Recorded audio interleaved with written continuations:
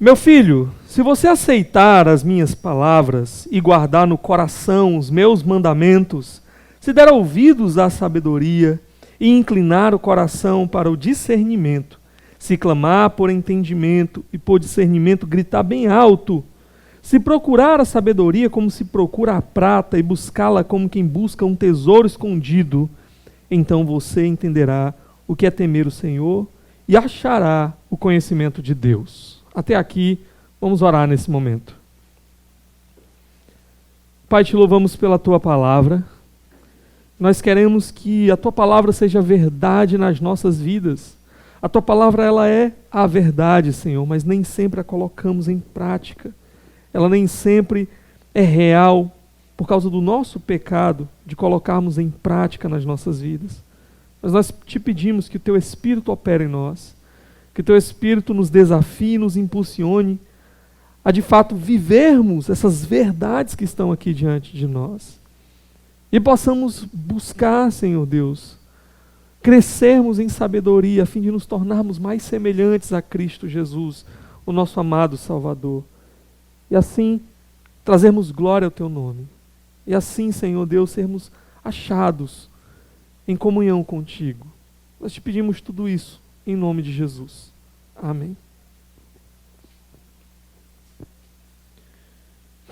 Bem, meus irmãos, nós vimos em Provérbios capítulo 1, versos de 20 a 21 na semana passada, que a sabedoria, ela está disponível. Ela grita nas praças, ela grita nas ruas, ela está falando ao nosso redor. Ela não está oculta, escondida, mas nós podemos encontrar a sabedoria ao nosso redor. Agora, que atitude é esperada de nós diante dessa verdade? Diante do fato de que a sabedoria está ao nosso alcance? Qual a atitude que o Senhor espera de nós? Diz que certa vez um homem estava morrendo de fome. E ele estava faminto e morrendo por causa da sua preguiça. E essa história é bem conhecida da maioria das pessoas, né? De que então um grupo chegou para ele e disse: bom, já que você está morrendo de fome, então nós já vamos fazer o seu velório agora mesmo. E pegaram aquele homem e começaram a conduzir ele até o local onde ele já seria velado para já ser enterrado mesmo. E no caminho alguém perguntou: ei, o que vocês estão fazendo? Esse homem está vivo, por que vocês estão levando ele para fazer o velório dele? Não, porque ele está morrendo de fome e ele é muito preguiçoso para comer. E a pessoa disse assim: não, mas peraí, vamos salvar a vida desse homem, o problema é a comida, eu tenho uma banana aqui. Você quer essa banana? Aí ele disse assim: está descascada? Ele disse: está não, depois toca o velório para frente, né? Ele tinha a solução para o seu problema, da sua fome, à sua disposição. Mas qual era a sua reação? Ele era extremamente passivo. E o Senhor, Ele diz que a sabedoria está à nossa disposição, está ao nosso redor, mas que nós também não devemos ficar meramente passivos, esperando que a sabedoria nos encontre e que a sabedoria faça algo na nossa vida. O Senhor espera que nós sejamos ativos na busca pela sabedoria, na busca por aquilo que pode de fato solucionar os nossos problemas. Eu já ouvi também algumas pessoas falarem o seguinte: deixa fulano de tal, deixa ele lá viver a vida, viver o mundo, e vai quebrar a cara e vai bater com a cara na parede, e ele vai aprender com a vida. Ele vai aprender com os erros, ele vai aprender com estas coisas.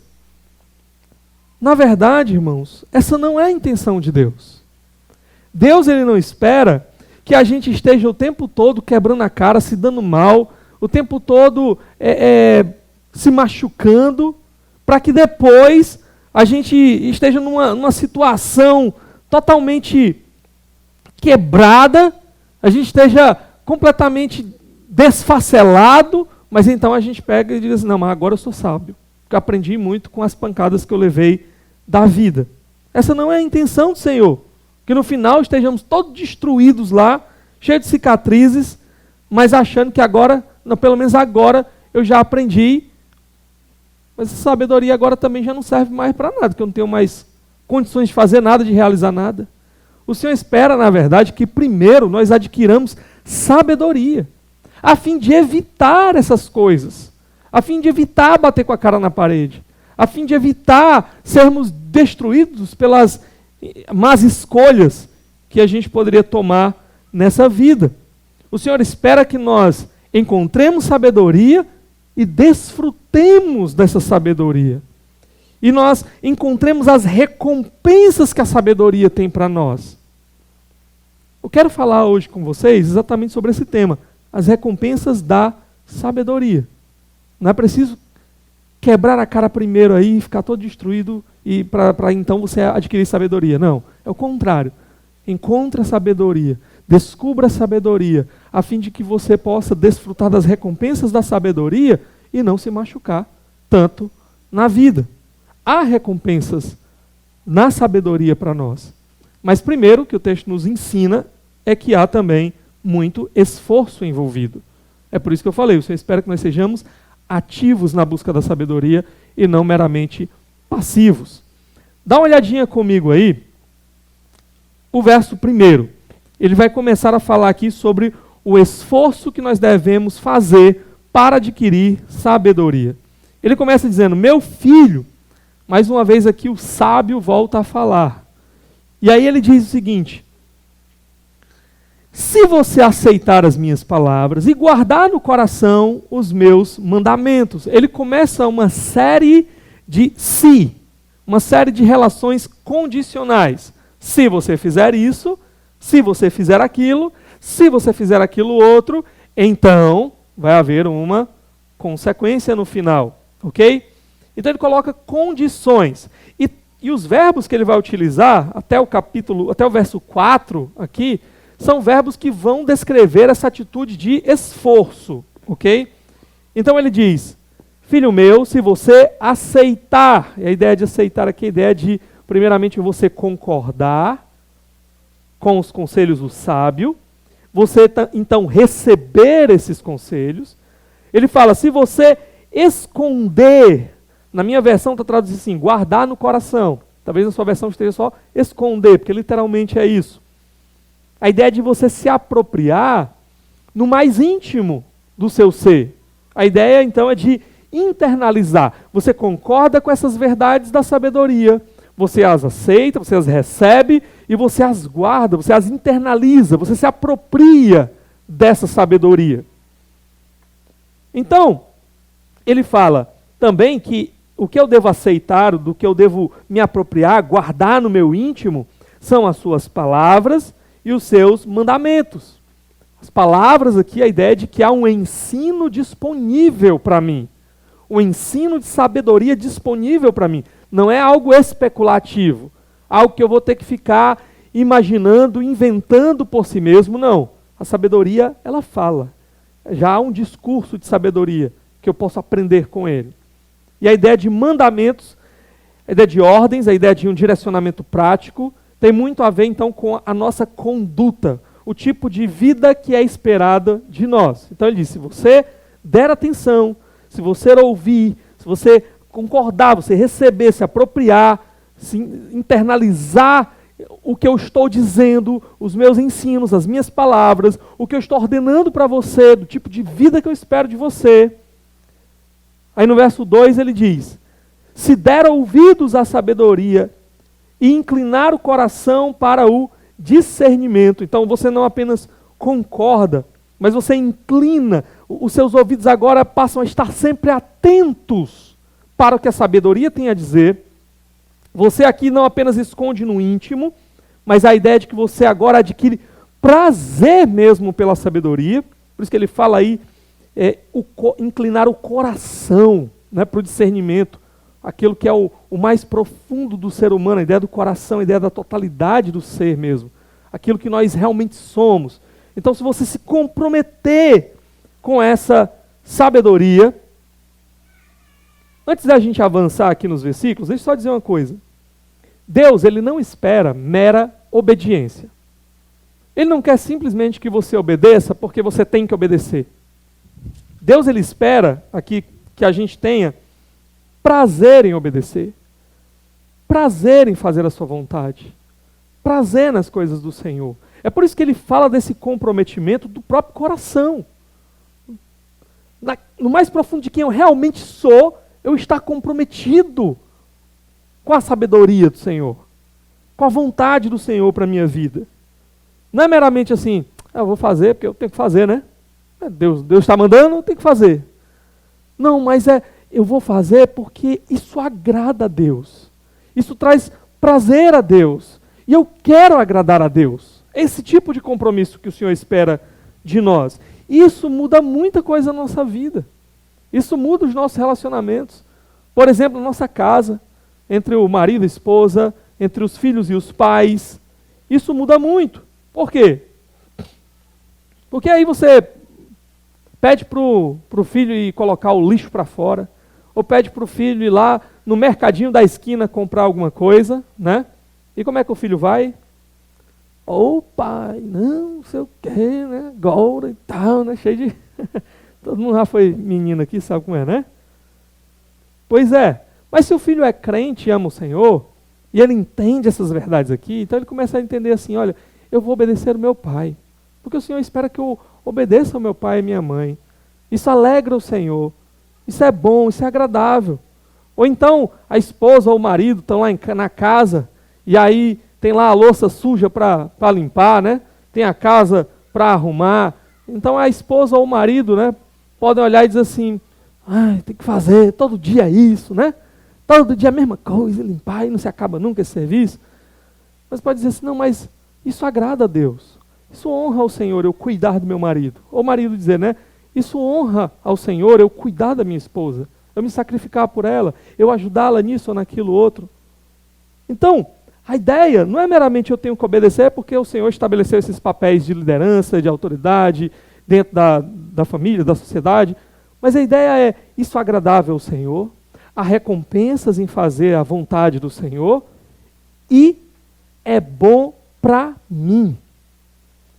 No momento a gente não percebe, a gente só acha que a gente está se sacrificando, se desgastando, mas adquirir sabedoria, obedecer ao Senhor, fazer aquilo que Ele espera de nós, seguir os seus mandamentos, isso é agradável para nós também. Por que Deus Ele nos dá mandamentos? Aqui Ele diz, né, se você guardar no coração os meus mandamentos, por que o Senhor nos dá mandamentos? Será que é simplesmente porque Deus é uma espécie de estraga-prazeres? E Ele fica dando ordens para a gente, coisa que a gente não quer fazer? Porque Ele adora estragar as nossas vontades? Será que é simplesmente porque Deus é caprichoso? Ele diz, não, eu quero é desse jeito. Agora eu vou ficar botando aqui as minhas regras, né? Não! Deus Ele nos dá mandamentos porque Ele nos ama. Os mandamentos do Senhor são como uma espécie de cerca de proteção para as nossas vidas. Então Ele coloca essa cerca ao nosso redor, os seus mandamentos. E enquanto a gente se mantém dentro dessa cerca, as nossas vidas estão seguras, elas estão protegidas, nós estamos no centro da vontade do Senhor, da bênção do Senhor. O problema é que muitas vezes nós queremos pular a cerca e fazer a nossa vontade e não a vontade do Senhor. E os resultados então são quais? Destruição, problemas. A vontade do Senhor é boa, perfeita e agradável. Se eu estou fora da vontade do Senhor, então eu estou me arriscando aquilo que não é bom, aquilo que não é perfeito, aquilo que não é agradável. Então os mandamentos do Senhor são o seu cuidado sobre mim, são para me proteger, são os seus muros, a sua cerca de amor ao meu redor. E esses mandamentos nos preparam exatamente para vivermos o tipo de vida que vamos desfrutar com Ele, na presença dEle. Eles visam nos transformar e nos ensinando a como nós devemos viver com o Senhor. E sabe de uma coisa? Nenhum sacrifício que Deus requeira de nós é maior do que o sacrifício que Ele mesmo já realizou por nós. Deus não exige de nós nada que seja maior, mais difícil do que o que Ele mesmo já fez por nós. O que Deus fez por nós? Ele deu o seu Filho para morrer numa cruz, uma morte que não era dele, que ele não tinha pecado nenhum. Ele entregou o seu próprio Filho amado, o que lhe era mais precioso, para que eu, pecador, que não merecia nada, pudesse ter comunhão com Ele e viver com Ele. Que mandamento do Senhor é mais difícil do que o que Ele fez por nós? Que mandamento do Senhor é mais sacrificial do que o sacrifício que ele fez por nós, do seu próprio Filho? Agora no verso 3, nós temos aí um novo se, uma nova cláusula condicional. Se clamar por entendimento e por discernimento, gritar bem alto. É muito interessante que no capítulo 1 a gente viu que era a sabedoria que clamava, né? Ela falava em alta voz nas praças. Aqui agora nós somos ensinados a clamar, a levantar a voz. A ideia aqui é que não é necessário apenas a gente ouvir com atenção o que a sabedoria tem a dizer, a gente receber, concordar, se apropriar, se comprometer com aquilo, mas é preciso também pedir, é preciso também clamar por sabedoria, é preciso questionar em favor da sabedoria. No Novo Testamento nós temos algo muito semelhante com a Epístola de Tiago, que é escrita assim num tom bem de provérbios mesmo. Então, deixa eu ler aqui para você Tiago capítulo 1, versos de 5 a 7. Olha o que ele diz. Se algum de vocês tem falta de sabedoria, peça a Deus, que a todos dá livremente, de boa vontade, e lhe será concedida. Peça-a, porém, com fé, sem duvidar, pois aquele que duvida é semelhante à onda do mar, levada e agitada pelo vento. Não pense tal pessoa que receberá coisa alguma do Senhor. O que ele está dizendo aqui? Você acha que precisa de sabedoria na sua vida? O que Tiago nos manda fazer? Clame. Peça. Aqui o clamor se manifesta através de oração. Peça a Deus, clame ao Senhor. O Senhor ele não está indisposto a nos dar sabedoria. O Senhor não está ali... Ele não joga na nossa cara quando nós precisamos de sabedoria e clamamos a Ele. Ah, lá vem você de novo pedir por mais sabedoria. Não, Ele tem prazer em dar sabedoria. Então peça sabendo dessa verdade. Deus tem prazer em dar sabedoria. Ele tem prazer, se Ele tem prazer em dar, e você pede, a certeza de que você vai receber sabedoria. Por isso que Ele coloca esse contraste, né? Creia que o Senhor vai dar, porque Ele tem o maior prazer de dar o que Ele gosta de dar. Não pense que, não peça em dúvida, peça com fé. E o Senhor vai dar sabedoria. Sabe qual é o problema do tolo? É que o tolo, nós já vimos no capítulo 1, ele se satisfaz com a sua tolice. O tolo, ele acha que está tudo bom com ele, ele é o cara, ele já sabe o suficiente das coisas, ele sabe mais do que todo mundo, né? Então tá tudo tranquilo para ele não precisa de mais nada. Tá bom. E aí o que acontece é que vai chegar um momento que ele vai ser surpreendido por circunstâncias, pelas consequências da sua tolice, as consequências das suas más escolhas, e não vai dar tempo de ele fazer mais nada. Não vai dar tempo de ele agora tentar descobrir sabedoria. Então por isso que o capítulo 1 vai dizer que ele vai ser destruído, vai ser tarde demais, quando ele precisar de sabedoria e não tiver. O sábio, porém, é alguém que sabe que precisa de mais. O sábio, ele sabe que não tem o bastante. É por isso que ele busca, é por isso que ele grita, é por isso que ele clama, é por isso que ele está em busca de mais sabedoria. Porque ele sabe que há coisas, ele não é Deus, ele não é onisciente, há circunstâncias sobre as quais ele não vai ter uma resposta imediata. Ele precisa então da sabedoria do Senhor para lidar com essas circunstâncias quando elas aparecerem diante dele.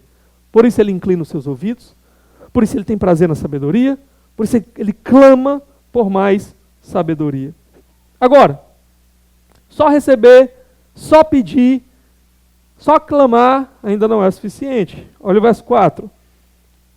Ele diz: se procurar a sabedoria como se procura a prata, e buscá-la como quem busca um tesouro escondido. A ideia aqui é que a gente precisa se esforçar para encontrar a sabedoria. Como é que se encontra a prata? Como é que se busca a prata? Quando eu estava estudando aqui esse texto, buscando preparar esse sermão, eu fui atrás até de vídeo mostrando como é que o povo garimpava prata. Que era para entender bem realmente o que era isso daqui, né? Então é um trabalho que exige muita dedicação, muita atenção, muito cuidado, para você poder diferenciar lá o que é um metal precioso do que é uma pedra apenas. Eles vão lá limpando a terra lá, né, separando as coisas com muita atenção para ver se tem algum brilho ali. Precisa escavar, né, fazer toda aquela mineração ali. É algo trabalhoso, é algo difícil. Então, é disso que ele está falando aqui, tá? A sabedoria é algo precioso. A sabedoria é semelhante aqui a um tesouro, semelhante aqui à prata, mas também é algo trabalhoso. É algo que vai exigir de nós esforço, que vai exigir de nós cuidado, atenção, e vai demorar também. Não espere que você vai ficar sábio do dia para a noite. A gente viveu um bocado de tempo na tolice, aí a gente quer encontrar a sabedoria, né, hoje e amanhã já saber tudo que a gente precisa. Não, não é assim que funciona. É que nem a gente vai para a academia, né? A gente passou a vida toda engordando, né? A vida toda só colocando comida aqui na barriga, aí de repente a gente olha assim, vixe, agora, né? Tô gordo. Aí eu vou para a academia e em um mês eu quero estar fit, né? Em um mês eu quero estar pronto. Não é assim que funciona. Você vai precisar se dedicar, você vai precisar gastar tempo, você vai precisar ali realmente se esforçar para adquirir a sabedoria. Portanto, deixa eu já colocar uma questão aqui para você. Você se contenta em buscar a sabedoria num domingo por semana? Então, para mim é suficiente. Eu entendi, pastor, que eu preciso de sabedoria. Eu entendi que a fonte da sabedoria é o Senhor. O temor do Senhor é o princípio da sabedoria. Então, eu entendo que eu preciso alcançar essa sabedoria aos pés do Senhor. O que eu vou fazer então? Então, no domingo eu vou para a igreja. Porque lá eu vou ouvir a palavra do Senhor. Lá eu vou adquirir sabedoria. Você se contenta com isso? Você acha que isso é o suficiente? Você acha que reflete todo esse esforço que o texto apresenta para nós, de buscar por sabedoria? Na verdade, meu irmão, nós precisamos de uma dose diária de sabedoria.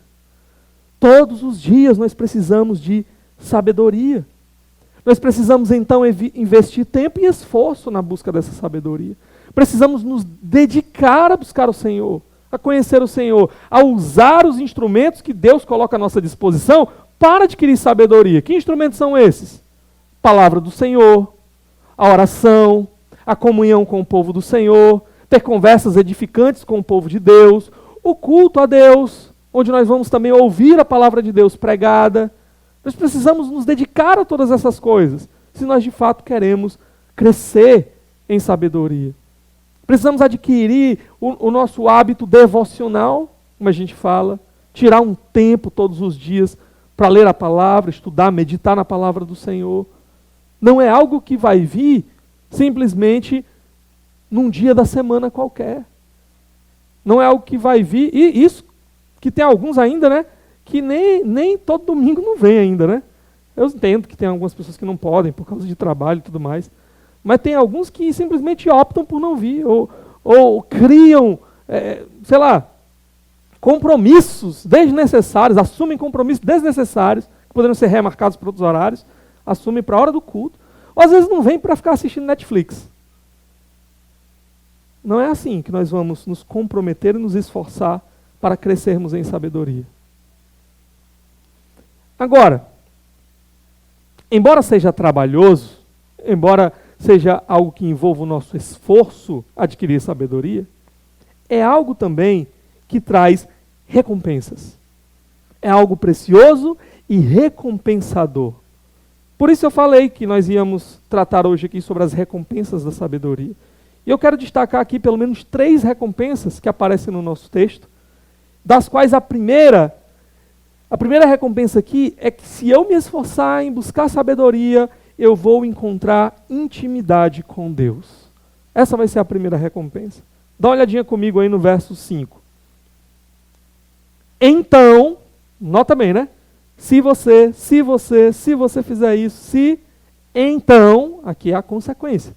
Aqui é a primeira recompensa que aparece. Então você entenderá o que é temer o Senhor e achará o conhecimento de Deus. duas coisas que o texto apresenta para nós, que estão paralelas aqui: o temor do Senhor e o conhecimento de Deus. A gente já falou que conhecimento nas Escrituras muitas vezes diz respeito não apenas a um mero conhecimento de informações, o conhecimento intelectual, mas falam de um conhecimento experiencial, um conhecimento de relacionamento. A ideia aqui, então, é que se você se esforçar por sabedoria, o que você vai colher no final é um relacionamento com Deus. Você vai conhecer a Deus não de ouvir falar, mas vai conhecer a Deus de experimentar da presença de Deus, da bênção de Deus, da mão de Deus na sua vida. E o temor do Senhor tem a ver com reverência, tem a ver com enxergar quem Deus é, se submeter a isso, buscar obedecer a Deus. Então a ideia aqui é que quanto mais você buscar sabedoria, mais você vai crescer no conhecimento de Deus, experimentando o relacionamento com Deus e vai se surpreender com quem é esse Deus. Nossa, agora eu estou vendo Deus de uma maneira como eu não via antes. Eu quero honrá-lo, eu quero obedecê-lo, eu quero viver para Ele. Essa é a resposta que a gente dá. E essa é uma recompensa da busca por sabedoria.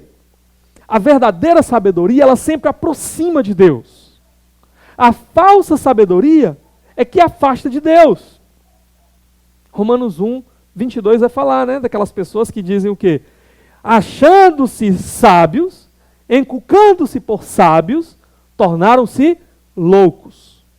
Aqueles que buscam encontrar uma sabedoria apartada de Deus, que não leva Deus em consideração. O texto de Romanos 1, ele vai dizer que eles trocam a glória do Deus verdadeiro por deuses falsos que eles mesmos fabricam. Então essa falsa sabedoria que os homens muitas vezes vão buscar, essa sim afasta de Deus. Mas a verdadeira sabedoria não, ela nos aproxima de Deus. Algumas pessoas, às vezes, em algumas tradições aí, dizem que a teologia esfria o crente, né? Não, negócio de estudar teologia não, cara, vai... A falsa teologia pode esfriar o crente. Você está em contato com um ensino falso acerca de Deus, pode trazer esse efeito.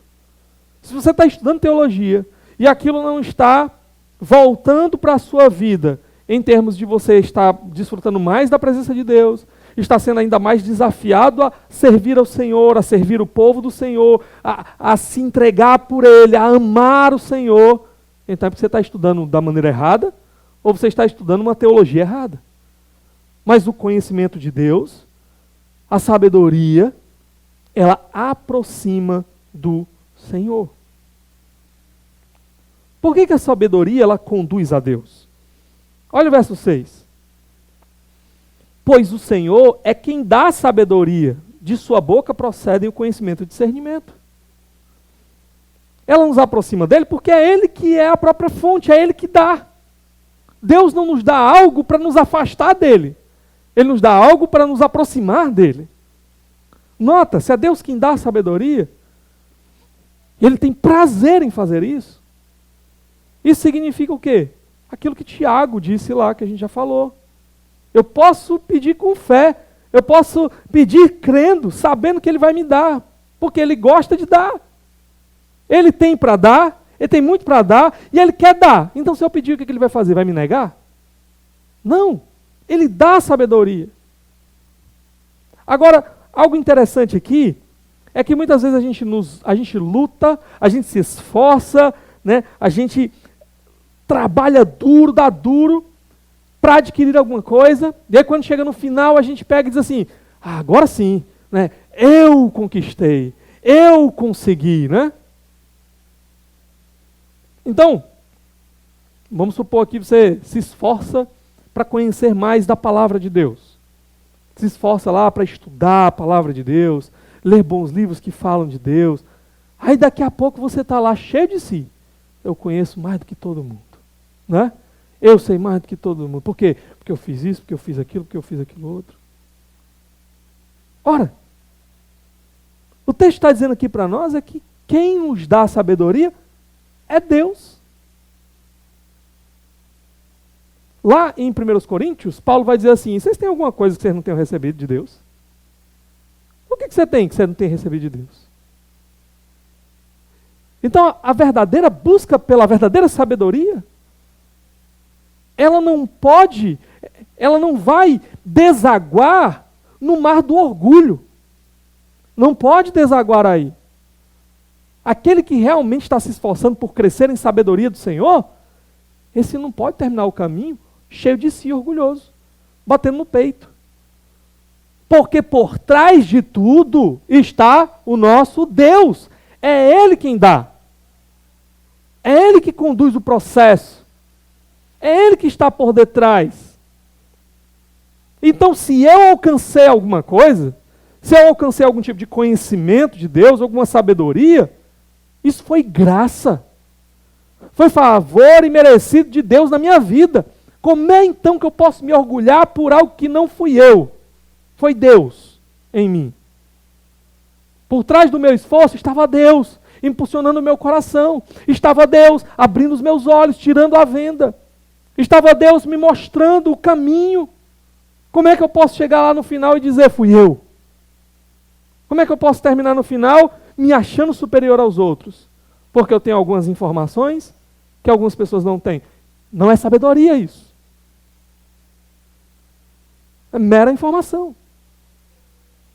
A sabedoria não funciona dessa forma. A sabedoria, ela enxerga quem é que está por detrás do processo. Ela enxerga que o que eu venha a adquirir, embora envolva muito esforço, é Deus que está ali por detrás. É por isso que Paulo fala lá em 1 Coríntios assim, olha, eu trabalhei mais do que todos os outros apóstolos. Contudo, não eu. A graça de Deus comigo. Isso muda tudo. Paulo olha, ele vê o esforço que ele teve, todas as dificuldades que ele passou, e ele compara com os apóstolos, ele entende, olha, eu fiz, em termos de obras aqui, eu fiz muito mais. Agora eu reconheço, isso aqui não é para o meu orgulho, isso aqui não é para eu me achar melhor, porque eu sei que eu só fiz isso porque Deus estava agindo na minha vida. Era a graça dele se manifestando em mim. Senão, eu estava ainda lá atrás de perseguir crente no meio do mundo. Porque era isso que Paulo era, um perseguidor, antes da sua conversão.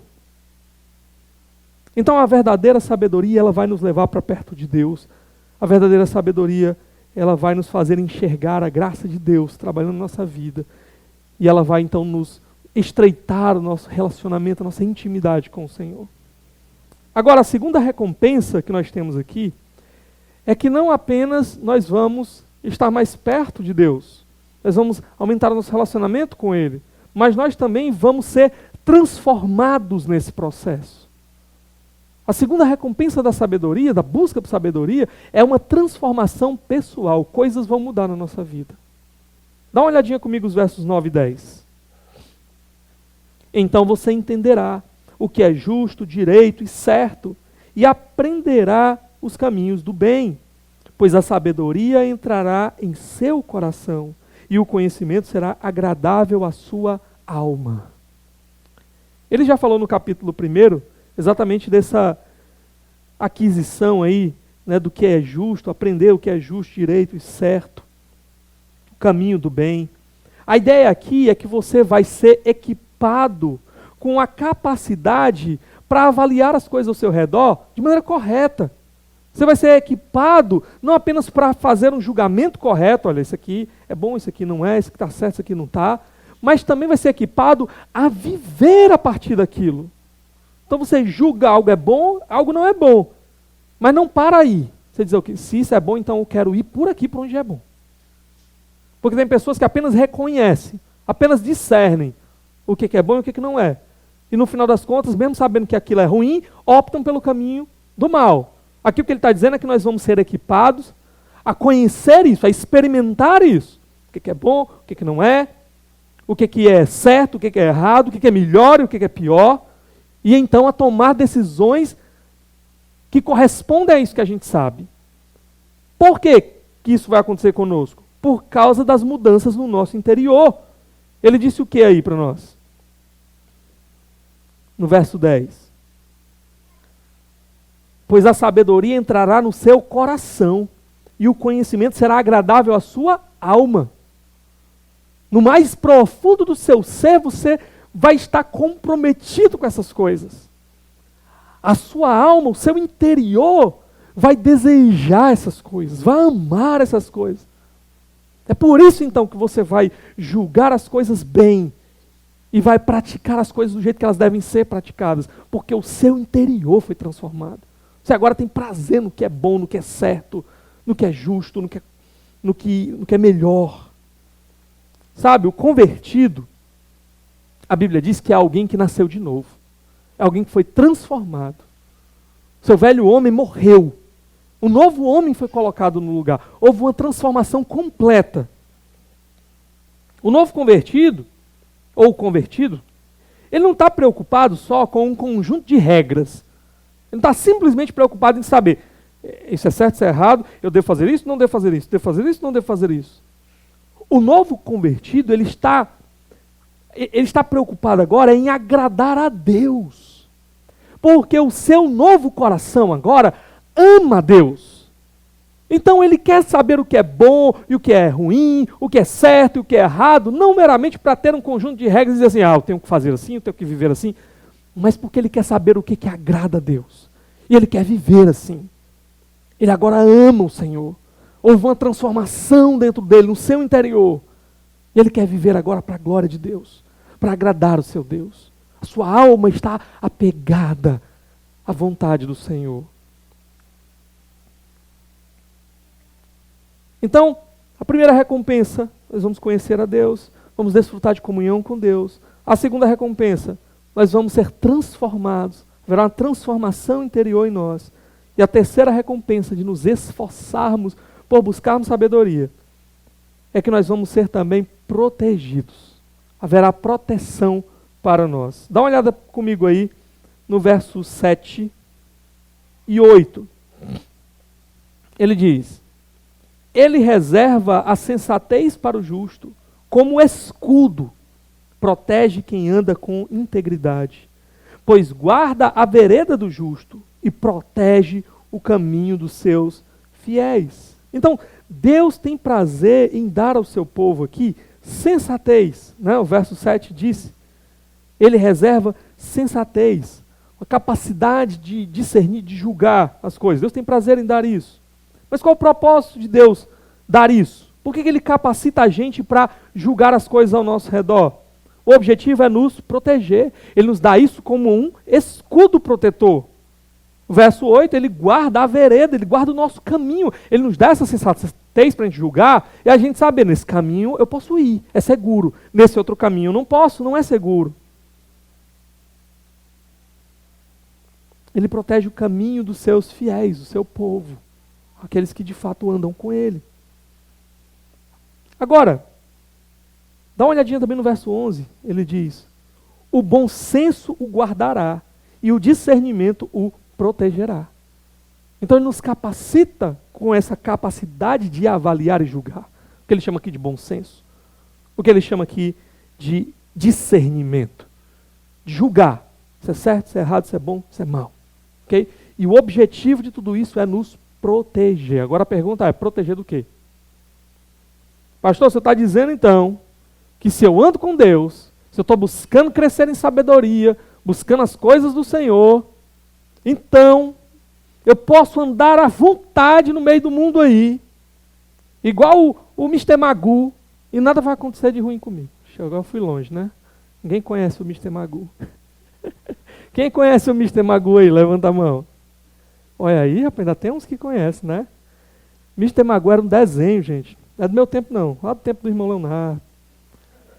Mas, era um desenho de um senhor baixinho assim, que era míope. Só que ele não admitia esse problema na vida dele, da miopia. E ele saía andando assim pelo meio do mundo, assim, sem enxergar nada, como se estivesse enxergando tudo. E aí ele se metia em situações muito perigosas. Eu lembro de, acho que era a abertura do desenho. Eu lembro assim, porque depois eu pesquisei no YouTube, não é porque é do meu tempo não. Aí eu me lembro que ele chegando assim num prédio em construção, aí um guindaste pega assim, aí ele anda assim por cima daquele guindaste, aí o guindaste vira assim, ele sai do outro lado, e tipo assim, o tempo dele cair, dele morrer ali, né? Só que com o Mr. Magoo, todas as adversidades que vem contra ele, no final dá certo, e ele sai ileso, né? Ele não acontece nada de ruim com ele. Pronto. Pois então alguém pode pensar assim, então se eu ando com Deus, ele está me dizendo aqui, se eu busco sabedoria, busco conhecer a vontade dele, então, posso andar tranquilo, posso andar lá no meio do quente, né, do cheiro do queijo, como a gente diz, né? E não vai ter bala perdida para mim, né? Não vai ter nada de mal que me aconteça, porque eu estou seguro, está dizendo aqui que eu estou seguro. Não, queridos. O que ele está dizendo aqui é que se você busca a sabedoria, Deus vai dar sabedoria para você, e essa sabedoria que ele vai dar para você, ela vai te capacitar a não sofrer os mesmos perigos, as mesmas circunstâncias perigosas que os tolos sofrem por não ter sabedoria. Você vai agora, ela vai ser um escudo para você, porque você vai olhar e vai dizer, esse caminho não é bom. Esse caminho é perigoso. Então não vou por aí. Sabedoria está me protegendo de tomar o caminho errado. Essa escolha é perigosa. Essa escolha aí, então você não vai tomar, porque você tem sabedoria e não vai sofrer com as consequências da escolha dos tolos. Então essa é a ideia, que a própria sabedoria vai ser um escudo para você, que vai te proteger das consequências erradas daqueles que não têm sabedoria, das escolhas que aqueles que não têm sabedoria tomam, escolhas perigosas. E ele vai aqui nos dar 2 exemplos de como a sabedoria serve como esse escudo protetor na nossa vida. Mas antes disso, dá só uma olhada no verso 20. Ele diz assim: a sabedoria o fará andar nos caminhos dos homens de bem e a manter-se nas veredas dos justos. Porque você tem sabedoria, você vai sempre agora andar pelos bons caminhos. Pelos caminhos que não são perigosos. Caminhos de segurança e de paz. Caminho dos justos, caminhos dos homens de bem. Então não significa que uma calamidade não possa acontecer na sua vida. Pode. Agora, ela não vai ser consequência de más escolhas que você tomou. Porque você tinha sabedoria. Então, um prédio pode desabar e você está dentro. Pode. Você pode estar passando numa rua e ser atropelado, ou sofrer com uma bala perdida. Pode acontecer isso? Pode. Pode nos atingir a todos. Mas sabe de uma coisa? Você não vai morrer vítima de uma vingança de alguém contra você porque você fez uma coisa errada com aquela pessoa. Você não vai passar o resto da sua vida dentro de uma prisão porque você estava fazendo coisa errada por aí. Então a sabedoria vai te livrar dessas consequências que são as consequências que os tolos sofrem por não agir com sabedoria. Essa é a ideia aqui. Ok? Então, olha agora os 2 exemplos que ele nos dá de como a sabedoria nos protege. O primeiro exemplo está aí nos versos de 12 a 15. A sabedoria, ela nos protege, por exemplo, das más companhias. As más companhias. Olha aí, versos de 12 a 15. A sabedoria o livrará do caminho dos maus, dos homens de palavras perversas, que abandonam as veredas retas para andarem por caminhos de trevas. Tem prazer em fazer o mal, exultam com a maldade dos perversos, andam por veredas tortuosas e no caminho se extraviam. Eu já preguei uma mensagem inteira sobre más companhias, está lá disponível lá no YouTube, né, da nossa série aqui em Provérbios, você pode ouvir depois, então não vou repetir tudo que eu já disse lá. Mas aqui o que o texto está dizendo é que a sabedoria, ela te fará escolher bem as amizades. Se você agora é sábio, você não vai se acompanhar com pessoas que estão tomando caminhos maus, o caminho dos tolos, o caminho da destruição. Caminhos que no final das contas, o que vai acontecer com eles aqui? Ele disse, eles vão se extraviar. Eles vão ser destruídos pelo meio do caminho. Porque esses caminhos são maus, caminhos são perigosos. Então você não será arrastado com eles para as mesmas calamidades. Você não vai ser levado, seduzido pelas propostas perversas, mas deles, porque você tem sabedoria. Você não vai ficar admirado com o exemplo deles, o jeito que eles vivem, porque você tem sabedoria e sabe onde aquilo vai dar. Então, quando eles forem alcançados pelas más consequências das suas decisões, você não estará lá para ser apanhado junto. Porque a sabedoria vai te livrar. Ela vai ser esse escudo. Você escolheu não estar nos mesmos caminhos perigosos que eles. Por isso não vai ser apanhado quando eles forem apanhados. Agora, o segundo exemplo que ele nos dá aqui, de como a sabedoria nos livra, está no verso 16 até o verso 19. A sabedoria nos livra também das consequências de uma prática sexual pecaminosa. Aqui o exemplo que ele vai dar é o adultério. Olha aí o verso 16, por exemplo. Ela também o livrará da mulher imoral, da pervertida que seduz com as suas palavras. Só um detalhe. Quando ele traduz aqui como pervertida, talvez na sua tradução bíblica esteja assim, estrangeira, mulher estrangeira, certo? Quem é essa mulher aqui? Essa mulher não é uma mulher que morava fora de Israel. Então, as pessoas dos povos vizinhos, né, que não eram parte do povo de Deus de Israel, eram os estrangeiros. Então, quando a gente lê aqui que é uma mulher estrangeira, a gente pode pensar, ele está falando então das mulheres de fora de Israel. Não, porque essa mesma mulher, ele vai dizer depois aqui, que é uma mulher que está em aliança com Deus. Ok? E que ela quebra essa aliança. Então, por que ele está chamando de estrangeiras? Porque esse tipo de comportamento que ela tem aqui, não é o comportamento que marca as mulheres do povo de Deus. As mulheres que fazem parte do povo de Deus não podem viver como essa mulher aqui. Quem vive assim são as mulheres que estão longe do povo de Deus, as estrangeiras. Essa é a ideia aqui. Ok? Agora, aqui ele está dando um exemplo de uma mulher, mas a mesma coisa se aplica para os homens. Um homem de Deus não tem um comportamento semelhante a esse aqui, dessa mulher descrita no capítulo 2. Como é essa mulher? Essa mulher, ele diz que é uma mulher sedutora.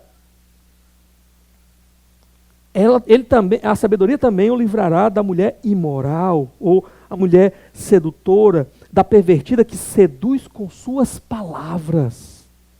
Ela busca seduzir alguém para entrar num relacionamento pecaminoso com ela. Ela usa de elogios, talvez, brincadeiras, talvez, indiretas, talvez. Então, se você é um homem casado, uma mulher casada, e você então começa a perceber que existe ali um sedutor, uma sedutora, lançando brincadeiras, porque geralmente não vem diretamente até você, né? Começa jogando indiretas, conquistando ali espaço, terreno.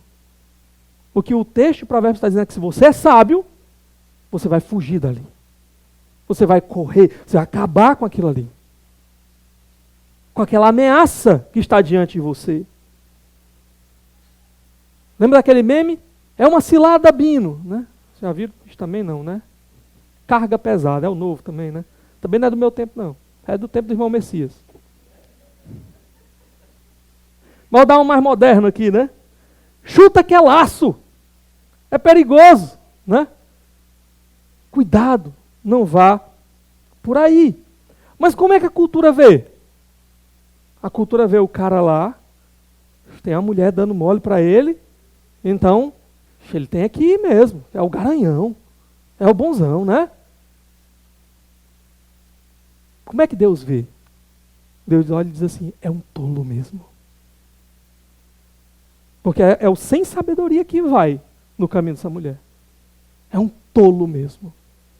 Ou a mulher que se deixa seduzir por isso aqui, é uma tola mesmo. Eu falei do homem casado, da mulher casada, mas isso aqui serve para os solteiros também. Você vê lá um rapaz ou uma moça que não são do povo de Deus, vivem como estrangeiros. Aí você se deixa seduzir. Qual é a resposta de Deus? É um tolo mesmo. É um tolo. Ah, pastor, mas o senhor não sabe. É um príncipe encantado. Chegou para mim assim, parecia assim aquelas coisas de cinema. Só faltava o cavalo branco. Pois vai com o cavalo branco e tudo para o inferno, queimar lá a eternidade todinha, ainda vai lhe arrastar. Por causa da sua tolice. Olha o verso 17.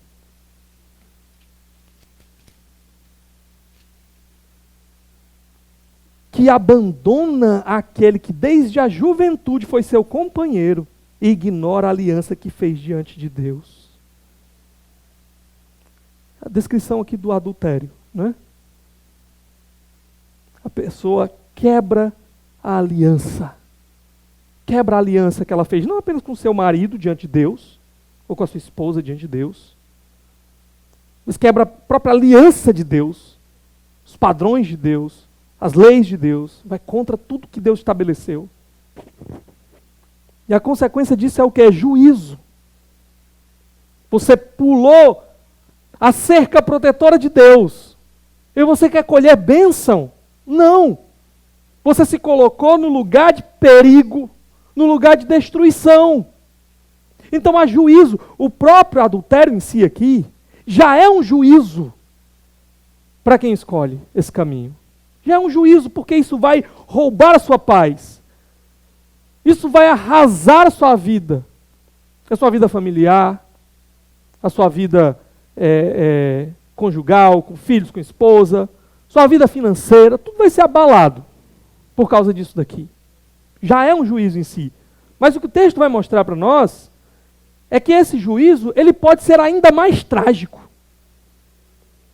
Olha comigo aí os versos 18 a 19. A mulher imoral se dirige para a morte, que é a sua casa, e os seus caminhos levam às sombras. Os que a procuram jamais voltarão, nem tornarão a encontrar as veredas ou o caminho da vida. Para onde é que o adultério vai levar aqui no final das contas? Para a morte. A casa, né, dessa mulher adúltera que lhe seduz é como se fosse um túmulo. Ela está te chamando para ir para dentro de um túmulo.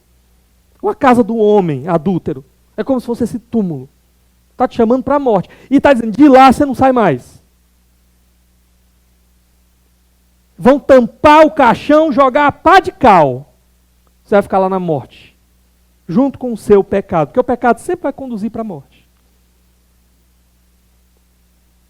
Mas a ideia aqui também é que quantas pessoas que têm tomado esse caminho não encontram de fato a morte literal no final. Às vezes por uma questão de vingança. O marido traído descobriu e foi lá e matou. A mulher traída descobriu e foi lá e matou. Quantos casos a gente não tem visto? Recentemente, agora aqui mesmo em Taitinga, passou no jornal aí um caso de uma mulher que estava com um homem e se envolveu com outro, e por causa disso mataram mais de 10 pessoas. Acho que todo mundo viu essa reportagem. Então o provérbio não poderia ser mais claro para nós. Você está trilhando, escolhendo um caminho para a morte. A morte. Mas o tolo é tão tolo, tão tolo, tão sem sabedoria, que ele não enxerga isso daqui. Olha o tamanho da tolice do cara. O cara está lá, aí surge uma mulher que sabe que ele é casado e está disposta a se relacionar com ele. Mesmo assim, né? Ou uma mulher que é casada, que aqui no caso é esse exemplo, e mesmo assim ela está disposta a trair o marido dela para ter um relacionamento com ele, certo? Olha o tamanho da tolice. Olha o tipo de pessoa com quem ele está se envolvendo, e ele não está enxergando. Meu querido, se ela tinha coragem de trair o marido dela para ter um relacionamento com você, no dia que aparecer alguém melhor para ela, que ela ache mais interessante, ela vai trair você para ficar com outro. Ela não já fez isso? Ela não já deu mostras de que ela é capaz disso? Então por que com você acha que é diferente? É porque você é bonitão? É bonzão? É o maravilhoso? Deixa eu dizer uma coisa para você. Você não é o Brad Pitt. E até o Brad Pitt, né, fica velho e aparece outro Brad Pitt. Então a tolice aqui. A tolice. A gente chega então na conclusão, os versos de 21 a 22. Pois os justos habitarão na terra, e os íntegros nela permanecerão. Mas os ímpios serão eliminados da terra, e dela os infiéis serão arrancados. Ouvir a sabedoria pode aumentar a sua vida, seus dias de vida aqui. Olha o verso 21, pois os justos habitarão na terra. Os íntegros vão permanecer na terra, em oposição àqueles que vão ser arrancados da terra, porque eles vão ser destruídos, porque eles vão ser mortos. É claro que a terra aqui também tem toda uma referência a um lugar de bênção de Deus. Vão desfrutar a bênção de Deus, era a terra de Canaã. Mas eis uma recompensa da proteção da sabedoria na nossa vida. Ela vai nos manter longe dos caminhos arriscados que conduzem para a morte. A gente vai ter uma vida maior na terra. E a gente vai desfrutar das bênçãos de Deus no lugar onde Ele nos colocou. Agora, o oposto disso daí, o que não ouve a sabedoria, ele só coloca os seus pés no caminho da destruição. Mas os ímpios serão eliminados da terra. E dela os infiéis serão arrancados. Você quer escolher o caminho dos seus próprios desejos, do seu próprio pecado, do seu próprio entendimento. Você quer tampar os ouvidos para a palavra de Deus, para os conselhos de Deus, para a sabedoria de Deus, para os mandamentos de Deus, sabe de uma coisa? As consequências são devastadoras. E geralmente terminam em morte precoce. É por isso que Paulo vai falar em Efésios para os filhos: filhos, ouça o ensinamento do seu pai, honre o seu pai, obedeça o seu pai. Sabe por quê? Para que os teus dias se prolonguem sobre a terra. Os teus pais vão te colocar, se são pais tementes a Deus, no caminho da bênção, no caminho seguro. Agora, se você não ouvi-los, a destruição está a um passo de você. Mas o que a gente aprende com tudo isso daqui que a gente falou? A pergunta que eu faço para você é: você quer continuar sendo o mero cristão nominal? Ah, eu sou crente. Por que eu sou crente? Não, porque uma vez na vida eu vou na igreja. Você quer continuar com a vida de alguém que não está nem aí para crescer espiritualmente, nem aí para crescer em relacionamento com o Senhor, nem aí para se tornar mais sábio, mais parecido com Jesus? Aí você não quer ler a Bíblia, você quer viver sem orar, você quer vir quando der, quando você quiser, quando der na telha. Você quer continuar sem compromisso nenhum com as coisas do Senhor, com a obra do Senhor. Você não se esforça para conhecer o Senhor, para ter intimidade com o Senhor. Você quer viver assim? Sabe o que o texto está dizendo aqui para nós? A morte está rondando ao seu redor e você nem percebe. Porque o caminho daqueles que não estão crescendo em sabedoria, qual é o final deles? Eles vão ser arrancados da terra. A morte está passando ao seu redor, te convidando o tempo todo: vem para cá, vamos andar comigo aqui. E você nem percebe. O meu conselho para você, portanto, é: busque a vida. Se você realmente ama o Senhor, renove a sua aliança com o Senhor. Renove o seu compromisso com o Senhor, de andar com o Senhor, de viver com o Senhor. Andar com Jesus, que é a própria vida, a vida eterna, uma vida que nunca vai se acabar. Ande com Ele, porque o Senhor, Ele só vai apontar para você o caminho da vida. Ele só vai apontar para você aquilo que é bom, perfeito e agradável. Ele só vai apontar para você os limites dos lugares por onde você pode andar, onde você pode ficar e desfrutar da sua bênção, da sua presença. Fora do Senhor, só há caminhos de morte. Ouça o Senhor então, ouça a sabedoria então, ande com o Senhor, viva com o Senhor e desfrute da vida que Ele tem para você. Vamos orar nesse momento? Ó Pai, nós te louvamos, obrigado por Tua palavra, obrigado por todas essas recompensas que a sabedoria tem para nós. Intimidade contigo, Senhor, transformação de vida, proteção para as nossas vidas. Nos abençoa, Senhor, nos ajuda a experimentarmos essas recompensas, a de fato amarmos o Senhor, a de fato o nosso coração, a nossa alma ter alegria, ter prazer na tua voz, ter prazer nos teus mandamentos, ter prazer, Senhor, na tua sabedoria, e assim desfrutarmos das bênçãos que o Senhor tem para nós. Tenha misericórdia do teu povo, Senhor.